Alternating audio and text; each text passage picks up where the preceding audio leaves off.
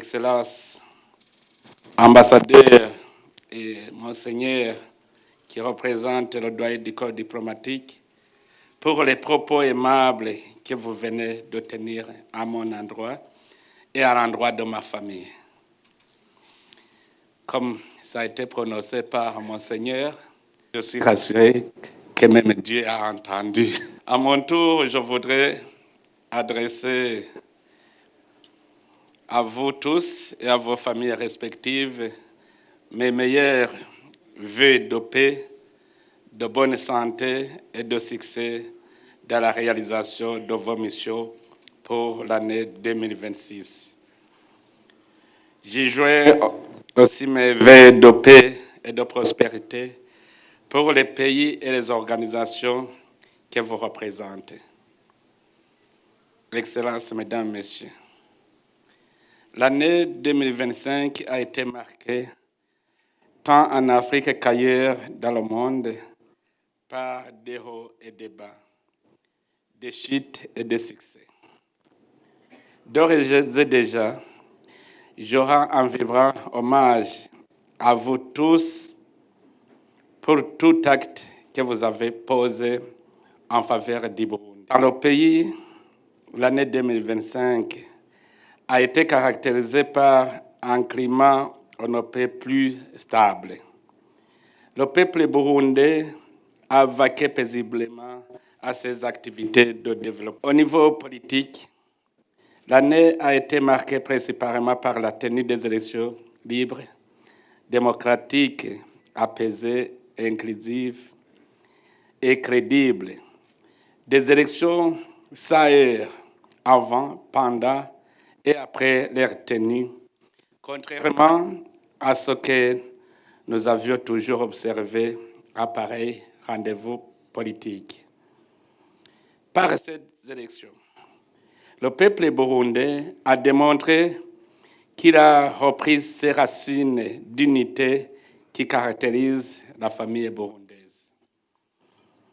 Il y a beaucoup d'amis qui m'ont posé la question de savoir comment, dans un pays démocratique, il peut arriver que le peuple élise pour un seul parti, alors que beaucoup de partis politiques avaient participé. J'ai expliqué qu'il n'y a pas d'autre raison. Le Burundi est une famille. Et dans la famille unie, la direction que prend le père, les citoyens aussi suivent. Parce que ici au Burundi, le président de la République, c'est le père des Barundi.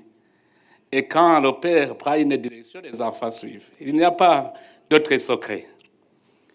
Aussi, l'autre secret, c'est que nous avons déjà une vision. Nous connaissons où nous allons. Nous avons une feuille de route et tout le peuple burundais est déterminé à suivre cette route. Donc, c'est pour cela que le peuple a voté pour une même direction. Peut-être quand on sera un pays développé en 2060, chacun pourra prendre sa direction. Mais aujourd'hui, comme on est encore sous-développé, c'est comme si on est dans une fosse et tout le monde regarde en haut pour se tirer. Et nous sommes heureux d'avoir un peuple maintenant où tout le monde veut se tirer de ce gouffre. Il n'y a pas quelqu'un qui tire et l'autre qui pousse. Ça démontre très bien que le Burundi a grandi. Le peuple est devenu mature. Les élections ont auguré une bonne mise en œuvre de la feuille de route de sa vision du Burundi, pays émergent en 2040, pays développé en 2060.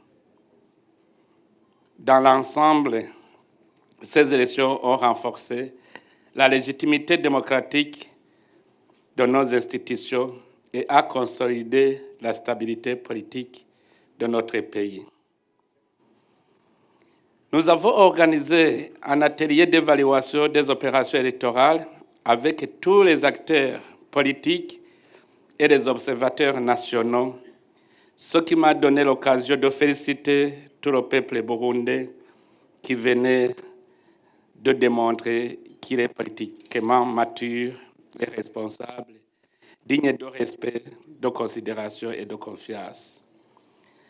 À cette occasion, je réitère aussi mes remerciements aux différents partenaires ici présents qui nous ont assistés techniquement et aussi par l'envoi des observateurs.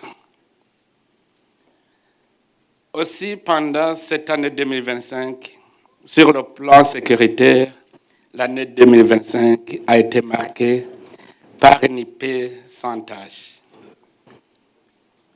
Du nord à l'ouest, du centre au sud, nuit et jour, les Burundais et ceux qui habitent le Burundi circulent librement, travaillent sereinement, produisent aisément et jouissent des produits de la sueur de leur front, sans le souci d'une menace sécuritaire en perspective. C'est ce climat de paix et de sécurité qui a permis aux citoyens de s'épanouir et qui les a inspirés d'investir dans le pays. Ça se voit à Léini. Un jour, c'était aux environs de 21h. Il y a un visiteur étranger qui était dans un quartier à Kinama.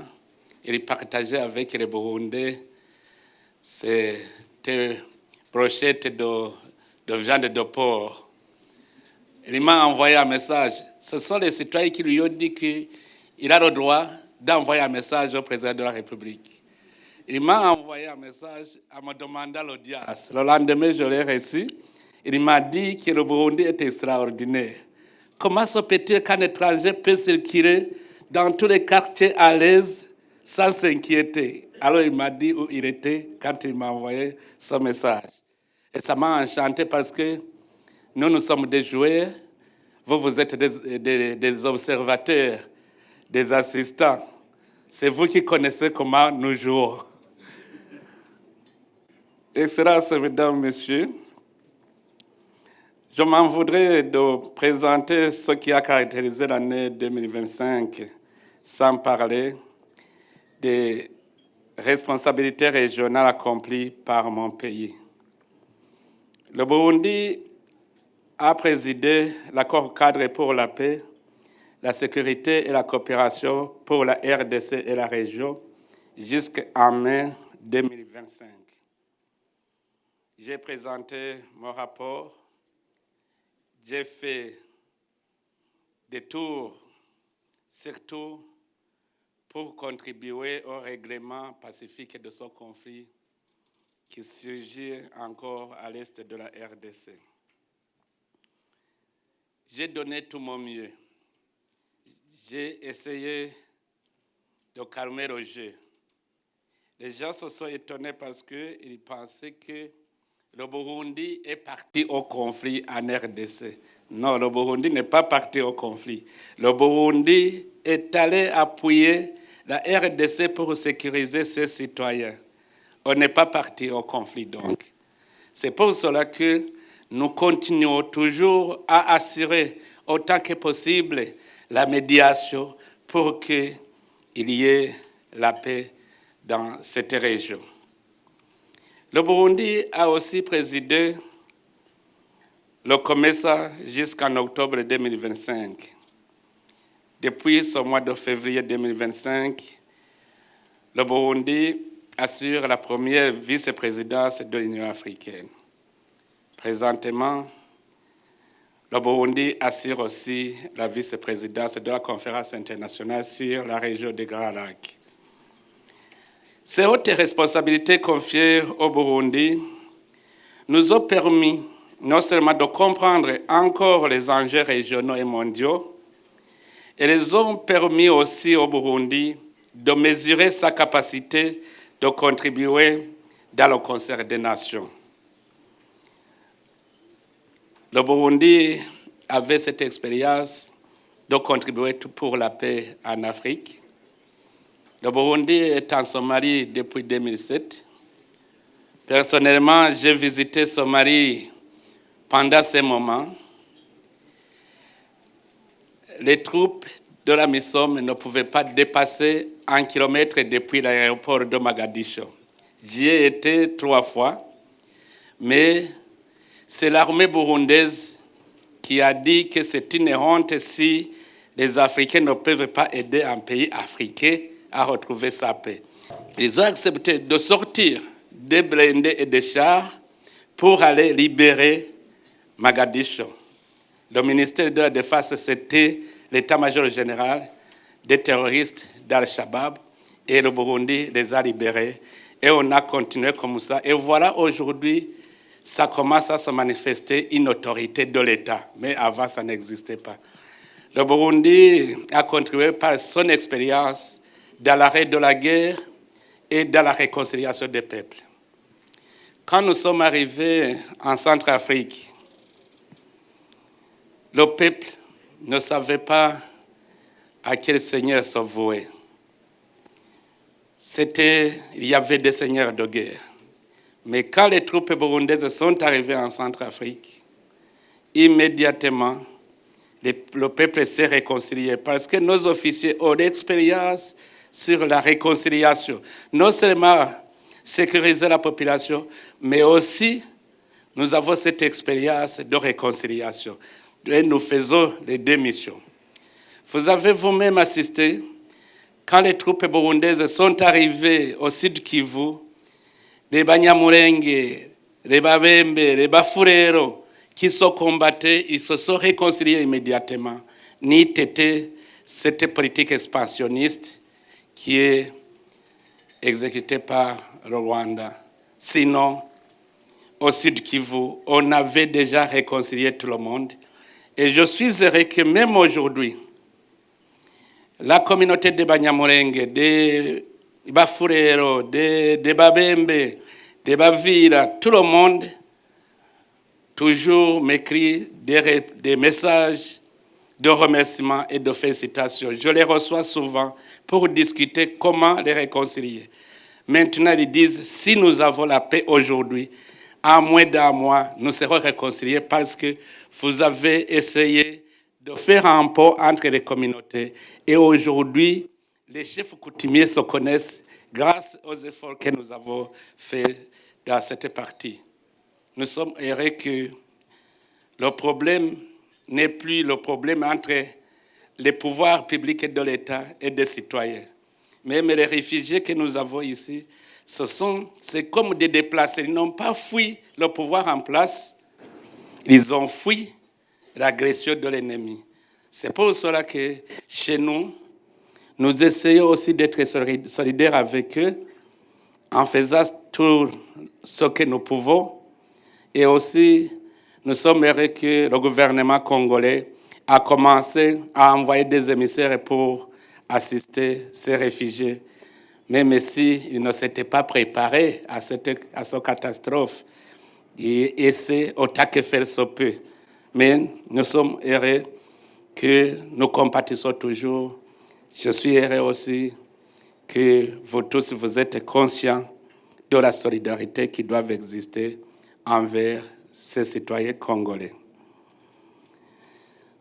Excellences, mesdames et messieurs, concernant la situation ailleurs dans le monde, l'année 2025 a été particulièrement marquée par des conflits persistants en Afrique, au Moyen-Orient et en Ukraine, avec ses effets dévastateurs sur les politiques et les économies des pays du monde entier. Le Burundi devrait aussi en souffrir. En Afrique, mon pays déplore la situation du terrorisme qui met en danger la région du Sahel et la Somalie. La guerre qui se vit au Soudan et en République centrafricaine. Ici à côté, en RDC, aussi, l'année 2025 a été marquée par une situation grave avec cette guerre. Cette guerre a eu pour conséquence la conquête et l'occupation des territoires congolais à l'Est. Tout cela a abouti à la destruction des infrastructures, au massacre des citoyens congolais innocents, avec une violence dans notre âge, l'anéantissement des activités économiques, l'afflux massif des réfugiés dont mon pays paye encore le lourd tribut. Malgré les initiatives de paix prises, les résolutions adoptées notamment par le Conseil de sécurité des Nations Unies et le Conseil des droits de l'homme, malgré les accords de Washington et de Doha, les initiatives de l'Union africaine, de la communauté est-africaine à SADC, la situation à l'est de la RDC demeure plus préoccupante. Nous prions Dieu que cette guerre n'a pas encore embrasé toute la région, mais le Burundi est en train d'en payer le prix. C'est pour cela que le Burundi réitère son appel à la mise en œuvre effective des résolutions déjà adoptées, notamment la résolution 2773 des Nations Unies et celle du Conseil des droits de l'homme. Quand on était à Washington pour assister à la signature de l'accord de Washington, tout le monde avait espoir. Mais malheureusement, cet espoir a duré quelques secondes. Les gens me demandaient, puisque nous avons déjà remarqué qu'il n'y a pas de confiance à cet accord, et ensuite, qu'est-ce que nous allons faire? Souvent, on me pose la question parce que beaucoup savent que c'est le Burundi qui connaît mieux cette situation à l'est de la RDC. Je leur ai dit, maintenant que nous avons trouvé que les partis n'ont pas confiance en ce qu'ils ont signé, il faut, puisque l'accord est là, il faut que les garants s'activent. Il faut que les États-Unis qui ont garanti cet accord s'activent pour que toutes les parties respectent les accords signés. Aussi, je pense que si les Nations Unies s'y mettent, nous avons déjà un instrument, mais qui semble être passif, la MONUSCO. Si on activait la MONUSCO pour assurer la force d'interposition réelle, une force neutre d'interposition qui va entre la frontière du Rwanda et la frontière du Burundi et du Congo. Comme ça, le Rwanda aura la garantie qu'il ne sera pas attaqué, mais aussi le Congo retrouvera sa paix et va entamer le processus de paix intérieure. Il n'est pas possible que le Congo entame le processus de paix tant qu'il n'y a pas de cessez-le-feu, tant qu'il n'y a pas de séparation des forces, de désengagement, tant que les combattants ne sont pas cantonnés pour entamer le processus de DER. Et pour que cela soit une réalité, il faut renforcer la force de MONUSCO pour la rendre plus active. Comme ça, toutes les parties pourront respecter les engagements pris. De même que nous lançons cet appel pour la mise en œuvre de ces résolutions, le Burundi lance un appel pour la concrétisation des décisions des sommets des chefs d'État et de gouvernement de la communauté est-africaine et de SADC, les accords de Washington et de Doha, ainsi que les décisions et les recommandations pertinentes de l'Union africaine au sujet de la situation en RDC, en particulier dans la région des Grands Lacs en général.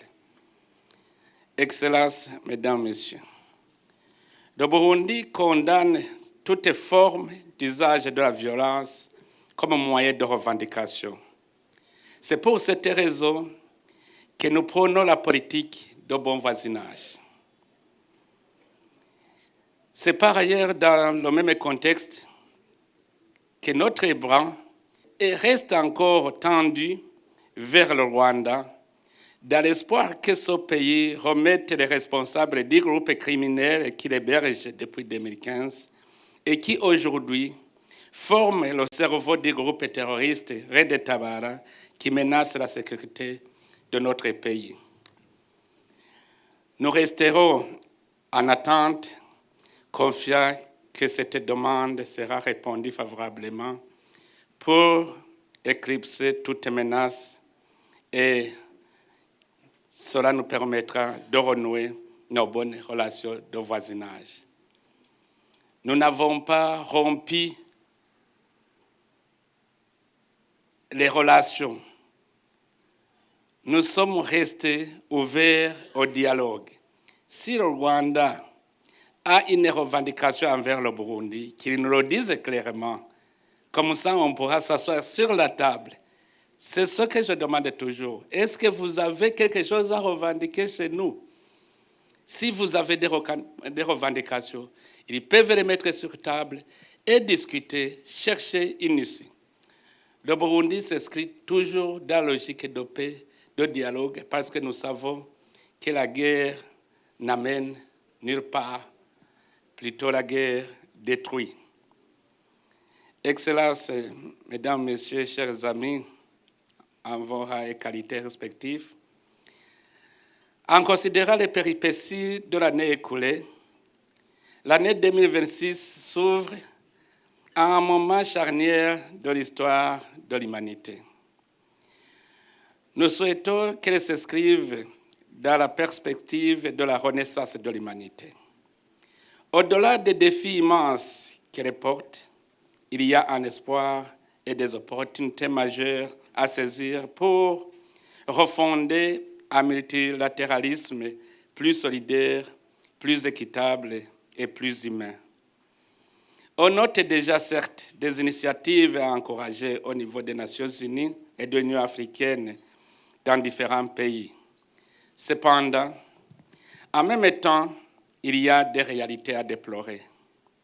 C'est notamment un manque criant de solidarité avec les pays et les peuples qui souffrent.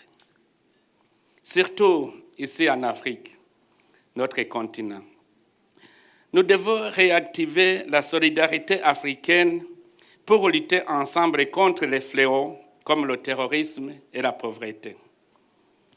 En Afrique, beaucoup de conflits perdurent parce que souvent, nous assistons passivement aux fléaux qui naissent dans un État. Si un pays tombe dans une crise, au lieu de lui tourner le dos, si pas lui tirer dans le dos, il faudrait que les autres pays l'aident à se relever. Nous le savons plus que les autres. Si la maison du voisin brûle, le vôtre est aussi en danger. C'est pour cela qu'il faut intervenir pour éteindre ce feu avant son embrasement. Il est temps pour l'Afrique de réanalyser comment gérer les situations de crise qui se vivent dans certaines régions d'Afrique, car si le vin est tiré, il faut le boire. Il n'y a pas d'autre choix. Si la crise est allée de mal en pire au Soudan, c'est parce qu'on n'a pas accompagné la crise du Soudan depuis le coup d'État contre Omar el-Béchir en 2019. Plutôt, on s'est contenté d'imposer des sanctions, oubliant que ce sont les citoyens qui en souffrent. Et voilà, aujourd'hui, nous ne savons pas comment nous allons éteindre ce feu.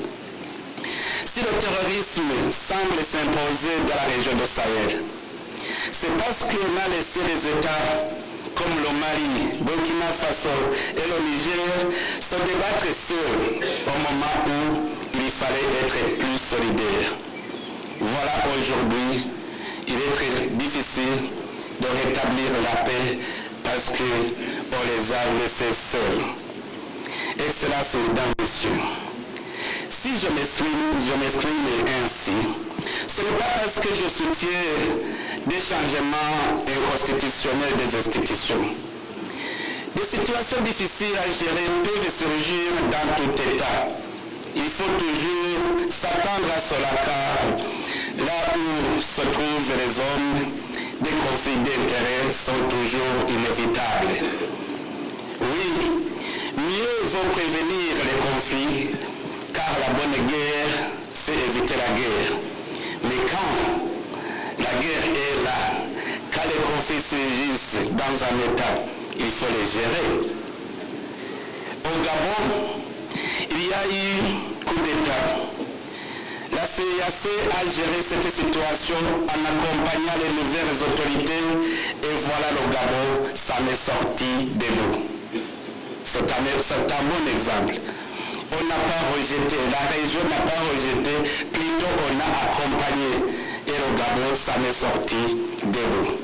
En Guinée-Conakry aussi, le pays vient de sortir de la crise institutionnelle par la réussite des élections.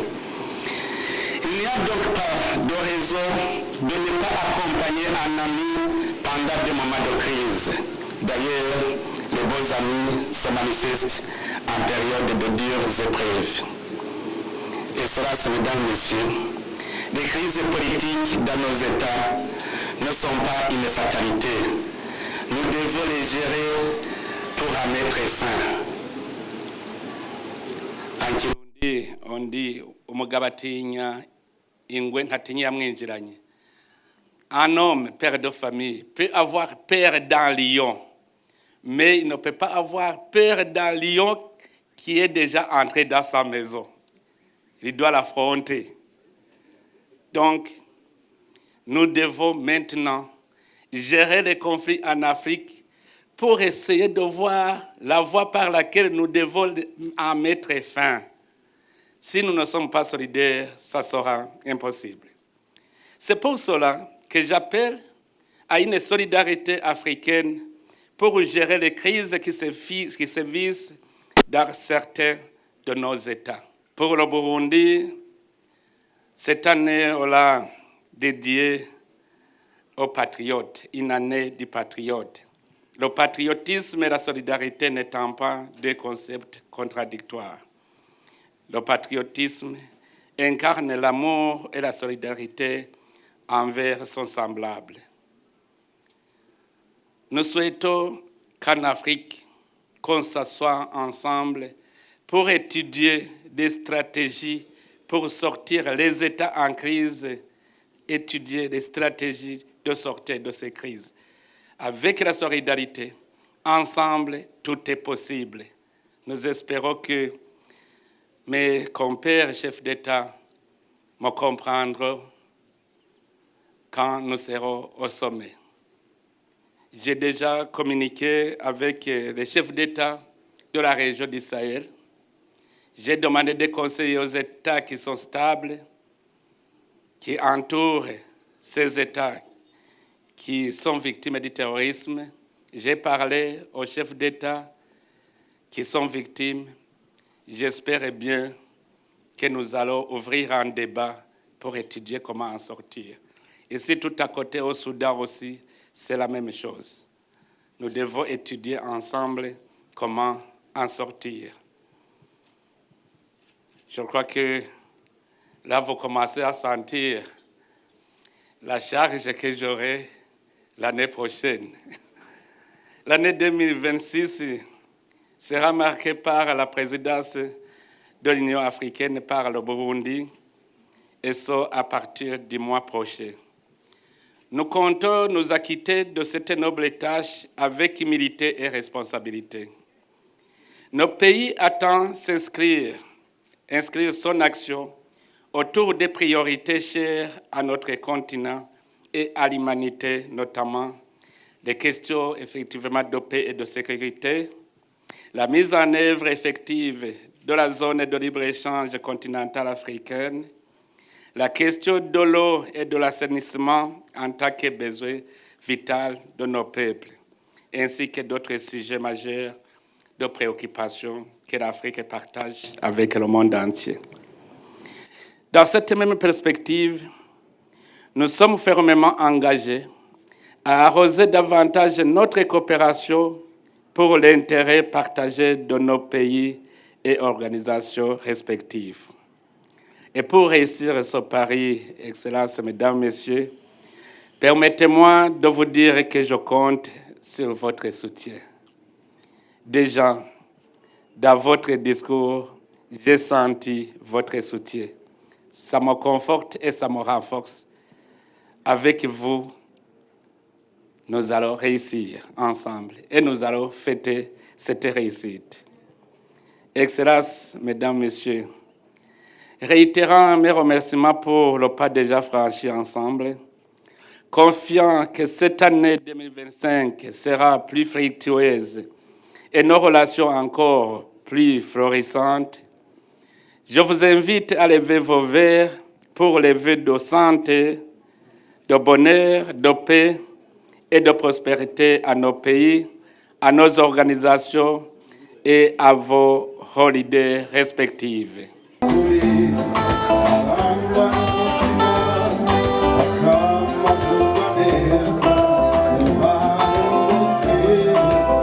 Que vive l'amitié, l'unité et la solidarité entre les peuples.